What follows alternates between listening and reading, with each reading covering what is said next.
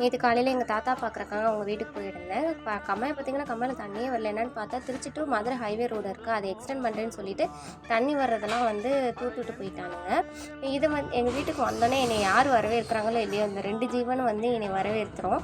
வண்டி விட்டு இறங்கினோடனே ஒரு பாடு படுத்து எடுத்துருவானுங்க, காலை நக்குவானுங்க, ஏறுவானுங்க, அப்படியே மண்ணு காலை வச்சு என்னை சாவடிச்சிருவானுங்க. ஆனால் இவனுக்கு எதுவுமே பண்ணதில்லை, ஒரு பிஸ்கட் கூட வாங்கிட்டு வந்து கொடுக்க மாட்டேன். ஆனால் இவங்களுக்கு எங்கேருந்து தான் அந்த பாசம் வந்துச்சுன்னே தெரியல.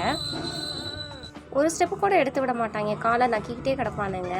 நேராக நான் வந்து எங்கள் தாத்தா வீட்டுக்கு வந்தோன்னே நேராக பின்னாடி தோட்டத்துக்கு தான் போவேன். இந்த பலாப்பழம் வந்து நானும் பழுக்குன்னு வர்ற நேரம்லாம் பார்ப்பேன். இந்த 2 பழம் மட்டும் பழுக்கவே மாட்டேங்குது, என்னன்னே தெரியல. மழை பெஞ்சதுனால எங்கள் தாத்தா வீடு சுற்றி நல்லா பச்சை பசுமையாக இருந்துச்சு, பார்க்குறதுக்கே நல்லா இருந்துச்சு. அதுக்கப்புறம் சரி கிளம்பலான்னு சொல்லிட்டு வெளியில் வந்தால் ஒரு மயில் வந்துச்சு. என்னென்னு கேட்டால் எங்கள் தாத்தா சொல்கிறது டெய்லி இது வரும், கோழிக்கு இற போடுறது, அது வந்து சாப்பிட்டு போகும் அப்படின்னாங்க. நான் போய் வீடியோ எடுக்கிறேன், அது ஓடுது. என்னை பார்த்துட்டு பயந்து எங்கள் தாத்தா சொன்னார் ஒரு பொட்டை மயிலும் வரும்.